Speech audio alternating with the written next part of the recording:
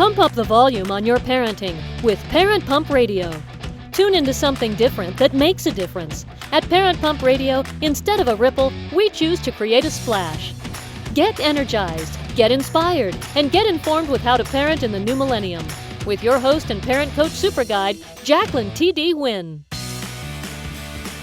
Hi, this is Jacqueline T.D. Huynh. We're here to pump up your parenting skills, pump up your knowledge, and pump up your energy. Welcome to Parent Pump Radio. Our show is available on iTunes, Google Play, Stitcher, at missionsradio.org, and liveleadplay.com. Parent Pump Radio is brought to you by Integrative Minds. Become the leader you were meant to be. Lead a productive, purposeful, and successful life. Leave a multi-generational legacy in wealth, health, and happiness for your family and loved ones. Go to integrativeminds.com. Email them to schedule your complimentary consultation. Today's show is about college tuition. And according to the College Board, the average cost of tuition and fees for the 2016-2017 school year was $33,480 at a private college, over $9,000 for state residents at public college, and almost $25,000 for out-of-state residents attending public university. There's a total of $184 billion in undergraduate aid available in 2014 and 15 in the form of federal, state government, college and university, and private organization. But you need to know about it. You need to understand about it, and you need to apply for it. And I have an expert guest today. But before I introduce her, I'd like to introduce you to Brian Chow, who is my special co-host for the day. Hi, Brian. Hi, Jackie. Thanks for having me again. It's really great to be on the show. Brian is a sophomore at the University of Pennsylvania.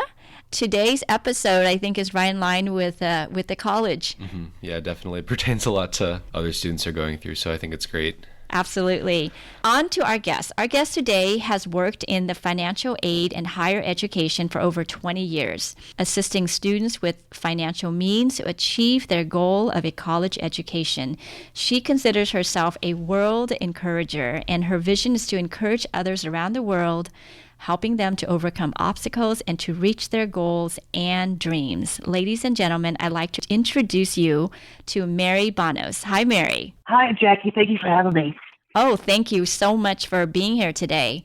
I want to talk about who you are and what inspires you. I know that you fostered adolescent girls. Can you tell us a little bit about that? Yes, in 2007, I became a foster parent of teenage girls, ages 13 to 17.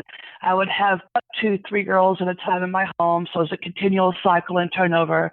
And I fostered a total of 12 girls during my 2 years and a month as a foster parent. And of those 12 years ago, 5 are daughters to me now. Wow. Thank you for doing that. I know the foster system is not a good place for children to be. And I know you have an amazing hero's journey. That's what I call it. From where you came as a child and, where you are now. But can you tell us about some of the things that you overcame as a child, or what happened in your childhood? Oh, sure. First of all, I had what I considered a traumatic childhood. Let's just say 3 of my 4 brothers ended up incarcerated. That tells you anything from my childhood. I'm the oldest of 5 with 4 brothers. My first brother was in the jail all of his life and committed suicide in 2009. My second and third brothers are now incarcerated for like 28 years and going. And then my 4th brother never got in trouble, but then he was a biological child of the stepfather who abused the rest of us. So he had an easy way. Went through a lot of different things. We went through child sexual abuse, emotional, mental abuse. During my teenage years, I was continually depressed and suicidal. Almost killed myself a couple of times during my high school years. And then fortunately, I was able to make it through that and go off to college. And that's where I started finding my healing. God brought people to my life that I could start learning how to open up and learn how to talk and learn how to get all those things out of me, learn how to receive encouragement, learn how to encourage myself. And from all of that, encouragement just became my passion. Yeah, it sounds like being able to speak about it and write about it. So all that communication, did that help you? Oh, a great deal. And really, the biggest part was when I started having the friends in college who helped me it was finally having people to talk to face and who wanted to listen. Until I was in the 12th grade, I never had a friend, and I never had anyone to talk to. Till this day, I've never had anyone older as a mentor, or a parent, or an aunt and uncle kind of figure in my life. It's only been friendships. And the real turn for me was meeting people who were new friends who actually cared and wanted to hear me and wanted me to talk. I had never had that before. Well, when you say that, it kind of reminds me, Brian is part of our speaker in our Teen to Parent Talk series, where I talk to college students about, things that they overcame or what they're going through. And Brian, tell us about your talk. First of all, that's an incredible story, Mary. I mean, wow, I can't believe you were able to go through all that. And I think that's absolutely incredible and empowering. Thank you. To know that you've been able to come out on the other side. But yeah, I mean, I remember speaking a little bit about mental illness and loneliness and depression, and how that can affect day-to-day life. And I also talked a little bit about how divorce can affect a child's life when they're growing up. But I mean, I think that's just going back to what I said earlier, Mary. I mean, I think that's really incredible that you're able to pay it forward, just given everything that's been able to go on in your life. And I think that's the whole message about being able to pay it forward when there wasn't anyone to really guide you. I think that's really just a great story. Yeah, you're an inspiration and definitely an encouragement, which leads me into your book about the power of encouragement. Can you talk briefly about your book and how listeners could get it? So my book is called Uplifting One Life at a Time, with a subtitle, The Power of Encouragement. I started writing it during the time that I was grieving my brother's suicide in 2009, because I always try to find positives in a negative situation. I didn't have anything positive there, so I used that negative time to birth something positive. In writing my book, I do a few different things. One, I share my own journey of people who ministered to me and encouraged me and helped me, and how I learned to help myself. But I also share stories of many different people and their obstacles they overcame, because my hope is that every reader connects to someone in the book. And my favorite thing that I've heard from readers is that I've had people say that in reading my book, it felt like a friend was talking to them. And that I love. And my book is on Amazon mainly. It's also available online with Barnes & Noble. The link to her book is also in the show notes.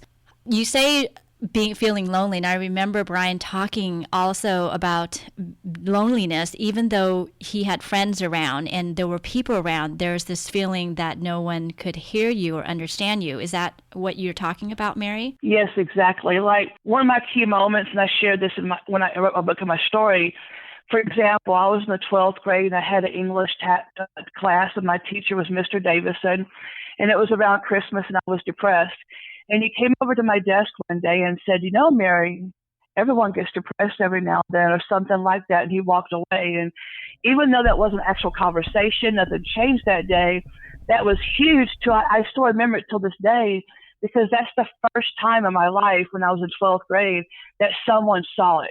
Someone saw me and knew I was hurting and said something. That by itself helped a great bit. It's like being acknowledged. Exactly. That acknowledgement is so powerful. Let's get into what the topic of our show today is about financial aid and how you can help. Okay. So let's talk about financial aid. I know college tuition now is crazy. One of my girlfriends just told me her son is accepted to a private school and it's going to cost them $75,000 a year. I have no idea how that's going to work, but how do someone start applying for financial aid? Well, first of all, the first step for any student, for any school in the entire United States, everyone starts at the very same place, which is completing what's called the Fafsa Application online. That's the federal application to apply for grants, loans, any kind of financial aid. That's the first step. And then you list which school you're going to go to on the FAFSA. They give you space to list several different schools in case you haven't decided to narrow down to the one school yet. The FAFSA information is then sent to all the schools you're interested in, and then you complete your file. And based on the FAFSA information and other criteria, the school determines your eligibility and they award your financial aid. And when do they have to do that? The file starts the 17-18 FAFSA, so they complete 17-18 like right now, right away. And then October 1st, the government start opening up application earlier than before, And this October 1st, you can actually do the 2018-19 FAFSA for fall of next year and get really ahead.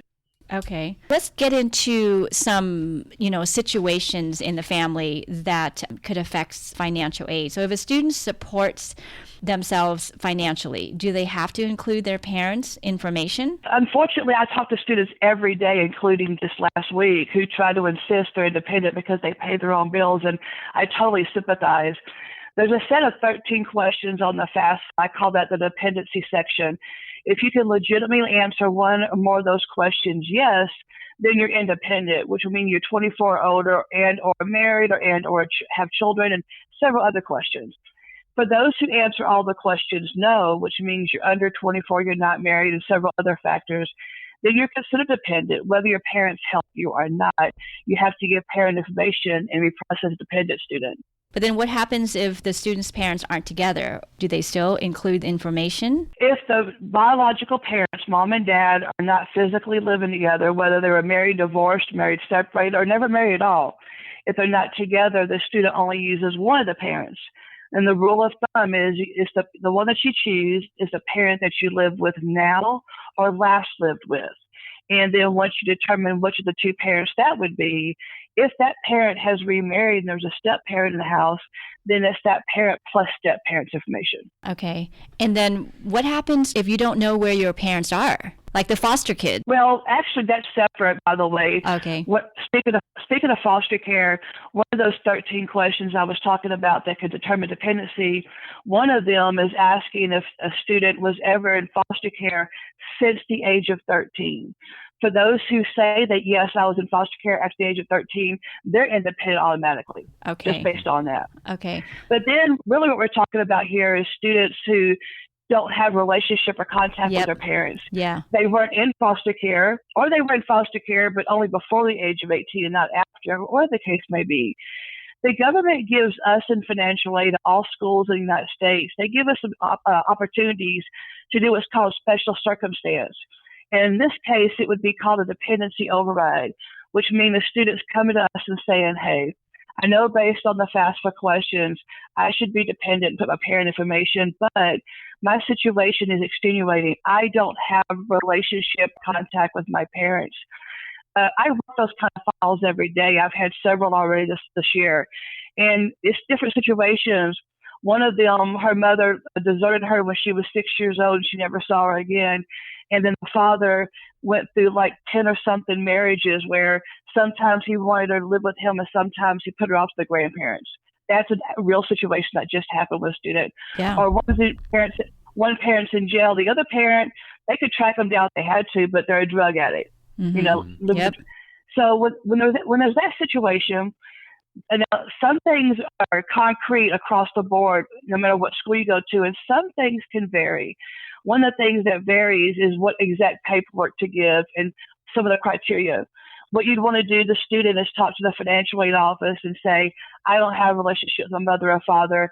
I want to request a dependency override, and they'll explain the routine. That makes sense. And then if they give everything the financial aid office asked for, and if the financial aid advisor is able to approve them, then we make corrections to the FAFSA for them to show we've made them independent and that parent information is not required for them. I just think this is really interesting because I actually didn't know about the special situation of students who are kind of in that situation. So I think that's really interesting, and it's really eye-opening for me at the very least because that's not something that I've had to experience. Yeah. What happens if, say, a family's income gets reduced, one of the parent gets laid off? Can they reapply then, like say in the middle of a school year? You can never reapply. You can only do a FAFSA one time each school year. And that's an important thing to know, by the way. Sometimes people do a FAFSA and think it's the one application for all their years of school. You actually reapply every single school year. But to go with the question you're asking, so here's an example. This fall starts the 2017-18 school year, and it's based on the household income from 2015. So let's say January of this year, one of the parents got laid off, and now 2017 income is going to be reduced quite a bit from 2015. That's another special circumstance request that you can do in the office. At my school, we call it an income reduction. But basically, again, the student goes to the financial aid office in person or phone call and says, hey, you're determining my financial aid eligibility based on old information. My mom, my dad, or myself, we've lost our job. Our income is much less now. What can we do? Again, there's paperwork to fill out and documentation to submit. And if the financial aid office approves you, then again, we go into the FAFSA and make corrections for you and do it in a way to where we make corrections showing this is not that we're correcting mistakes the person made about their income. This is a correction to say, hey, their income is reduced. And we change the amounts to make it current to what the income is this year. And not always, but many times that gives them additional eligibility. Okay. Is the financial aid award the same for all school in the sense that someone that's going to a public university is going to be a lot less than saying to a private school? Does financial aid termination based on how much tuition is? Part of it, yes. Part of it, no. So first of all, pretty much everyone is familiar with a grant called the Pell Grant. And of course, people are familiar with student loans. When it comes to how much you can receive as a Pell Grant and how much you can receive in a student loan, that will be the same no matter what school you go to in the entire United States. Whether public, private, state, or whatever, our community college, the Pell and loans are going to be the same. It's just that at a least expensive school, those funds are going to go further. In a more expensive school, they're not going to go as far. Now, aside from the Pell Grant loans, there are other different funds, campus-based funds, like state grants, the Federal Work Study Program, private grants, other funds, that those can be more. And some schools have, the more expensive schools may have additional funds that they award that a less expensive school may not have. And also, if let's say an inexpensive school and an expensive school has the same grant, the more expensive school can choose to give more of that grant, a higher dollar amount than a smaller school. Okay, so it's in the grants that you have to look at then if you want more money to a higher tuition school. Well, and there's also other forms of loans. Some schools, for example, offer the Perkins Loan. A school I previously worked at offered the Perkins, but where I work now does not. A Perkins Loan is a separate loan that you borrow from the school itself, in addition to the student loans that you get from the bank or the government. But that varies from school to school. And so there's other loans as well that you can be introduced to, alternative loans. Basically, the 2017 school year is pretty much wrapped. So then they're starting again in September, end of August. When do they have to apply for that Start Financial? For fall, they should have already applied. Every school financial aid office, this is one of the things that will vary. Every school financial aid office across the U.S. has their own what's called priority deadlines. For example, where I work, March 1st is our priority deadline for summer, April 1st for fall, and November 1st for next spring. So the exact date will vary from school to school. And you can still apply after that date. The thing I always point out to students about the deadline is by applying on time and meeting the deadline, you guarantee yourself two things.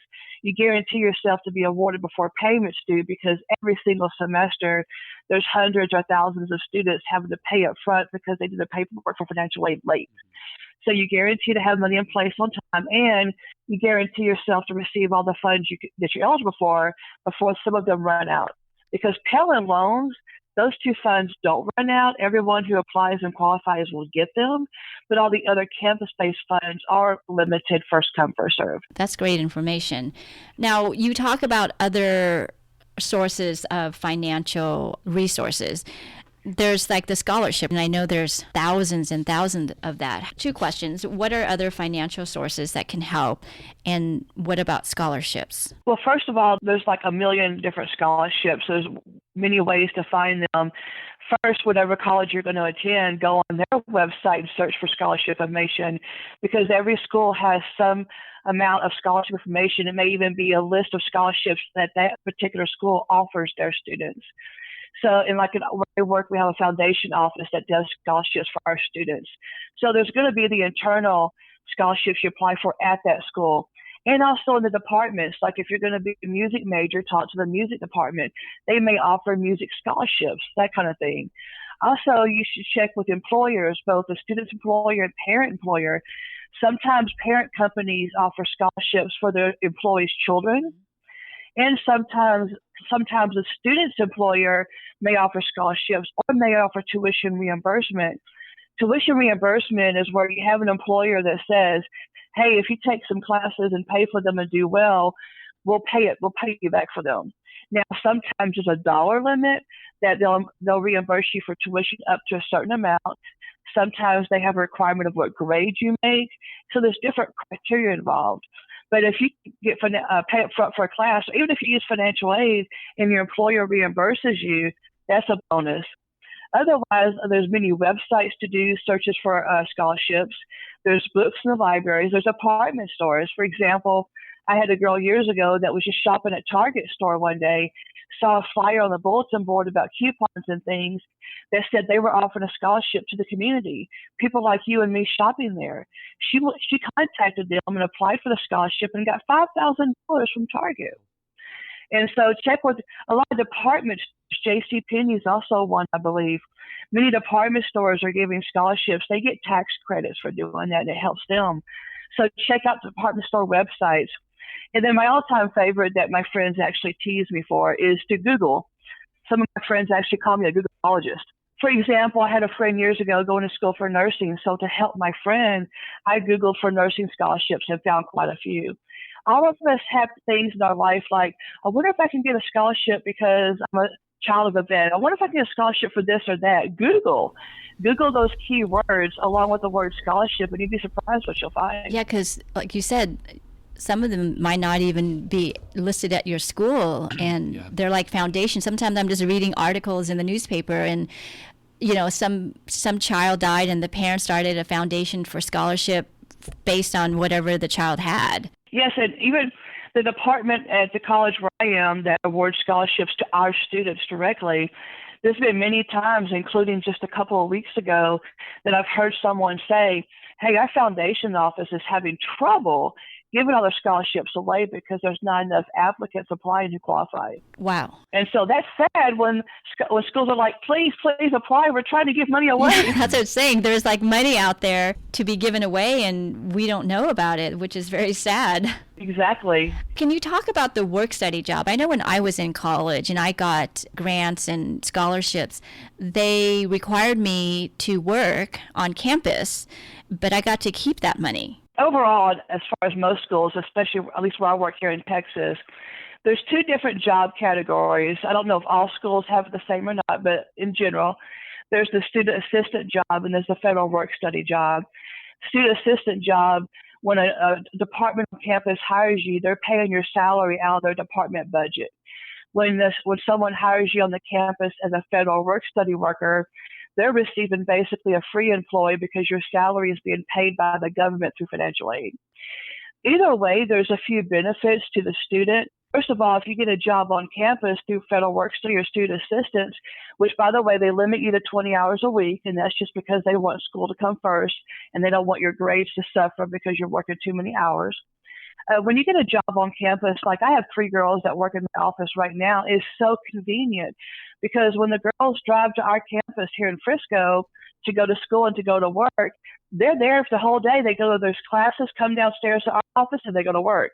So it's the convenience of having school and work in one place and not having to rush across town to get from one to the other. Yeah. A second convenience is sometimes when you have an employer outside the college, like working for a department store or some company, some of them will work with you in your school schedule and be wonderful. And some of them won't care and say, look, these are the hours we need, you make it work. We have students all the time, including like a girl I talked to 2 weeks ago, they have to drop their classes because their employer changed their hours. Another benefit to working on campus is, again, we're putting school first. Like in my office, we tell the student workers, you make your schedule first. Then we make your work schedule around that. So in working on campus, you're getting an employer who's more apt to work with you in your school schedule.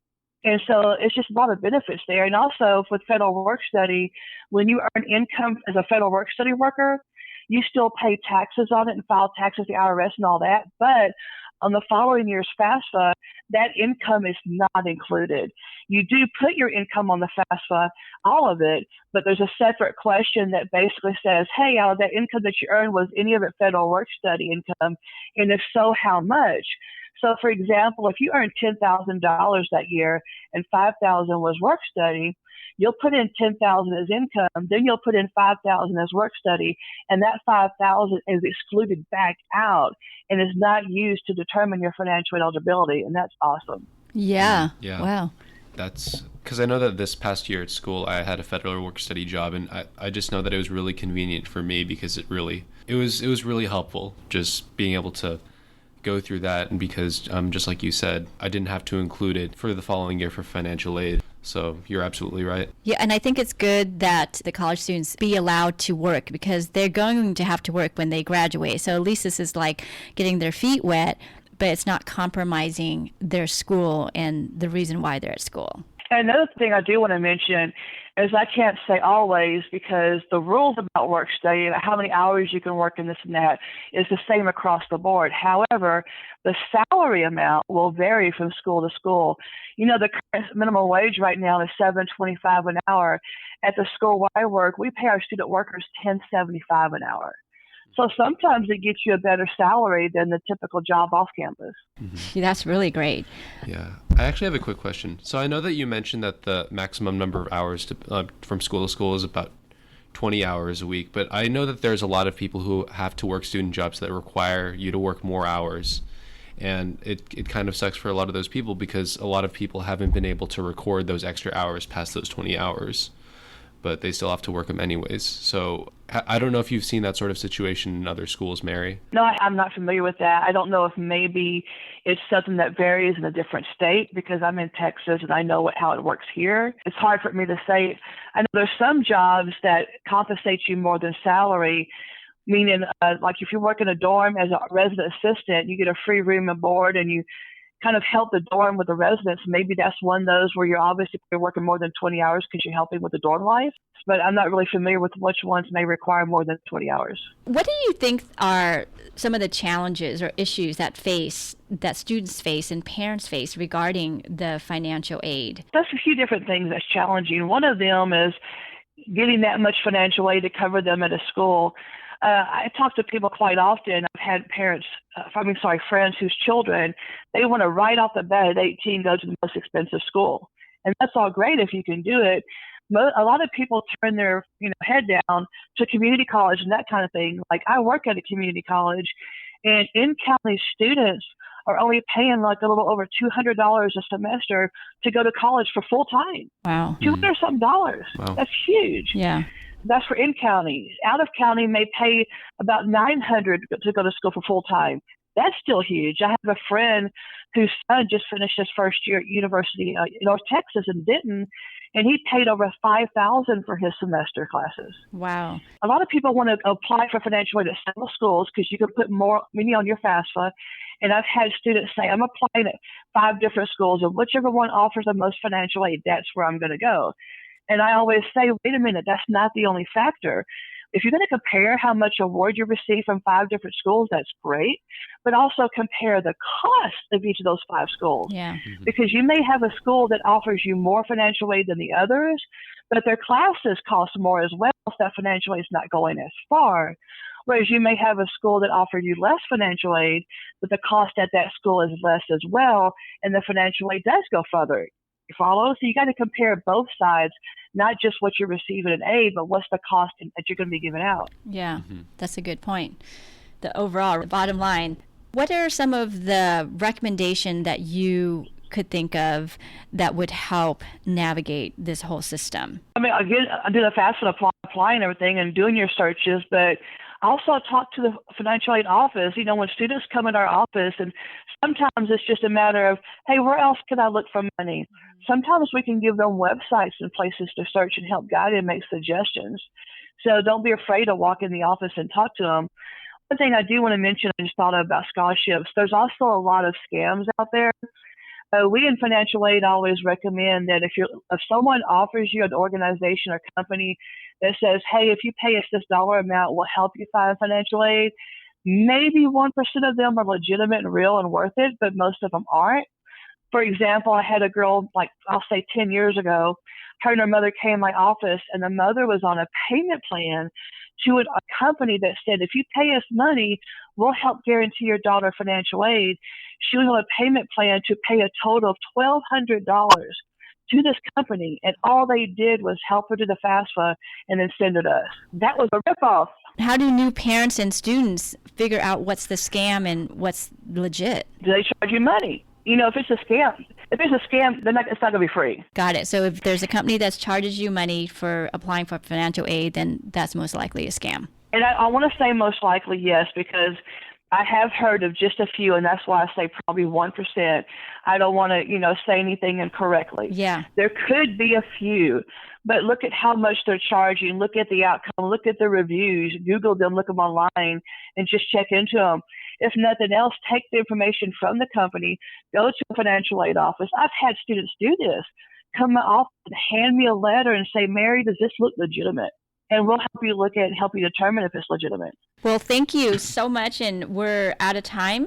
And I just want to let the listeners know, if you have any questions regarding financial aid, you can contact Mary at her website, encouraginglife.com. And please support her. Buy her book, Uplifting One Life at a Time, on Amazon. And if you're looking for a speaker, she's an awesome, dynamic speaker. Any parting words, Mary? Any shout outs? I want to shout out you, because you're doing a show for parents, and you are doing everything you can about empowering parents. And that right there, Jacqueline, that's one of the most things needed in this world right now. Yes, encouragement is needed, but also encouragement and guidance on how to parent and to help parents to help their children. I can't even tell you from my experience of working with college students in foster care, we need better parenting and more help with parenting, and that's what you're giving, so you're awesome. Thank you so much. Thank you. Brian, any last word? Shout out? I actually have one quick question. Sorry, this will just be really fast, Mary. So I know that you mentioned being able to reach out to different resources when you're a student, but I know that for me, one trouble that I had when I was going into school was I didn't really know where to look when I was first completing the financial aid application. And I know you said there's resources out like on Google and on different sources online, but do you have any words of advice for someone who's going into college for their first year, not really sure how to navigate the process, and is kind of just overwhelmed with the amount of paperwork that they have to fill out? I would encourage them to literally come to the financial aid office. I have students that come in and say, what do I do? I'm not a financial aid. Just come talk to us. We'll give you information. We'll give you guidance. Even if the student isn't a student at that particular school, like for example, they're still a senior in high school, but they have to submit the FAFSA information for their freshman year in college the next year, would that still be okay? We do it all the time. We actually also, my department, we go out to high schools in the DFW area all the time and do financial aid talks. And we know that when we're talking to those students, they may or may not be coming to our school. We don't care. We'll help any student.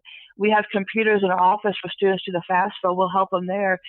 It depends on, everybody can vary as far as who's more interested in helping or this or that. But I know for me personally, I don't care if I'm helping someone who's coming to my school or going somewhere else, because it's all about empowering someone to get their education, and they don't have to come to my school. Let's just get them going to school. Awesome. Thank you. Thank you so much, Mary. And thank you, listener. Keep on learning and keep on growing. Thank you so much for joining us today. Go to parentpumpradio.com and click on the pink box on the top of our homepage to listen to our new and archived shows. To be instantly notified of new episodes, subscribe to our RSS feed. The RSS feed button is located at the top of the page where all our shows are featured. And after listening to the show, go to parentpumpradio.com or our Facebook page to leave your comments, questions, and topic suggestions. And while you're at our website, sign up to receive a free gift. Until next time, have a wonderful week.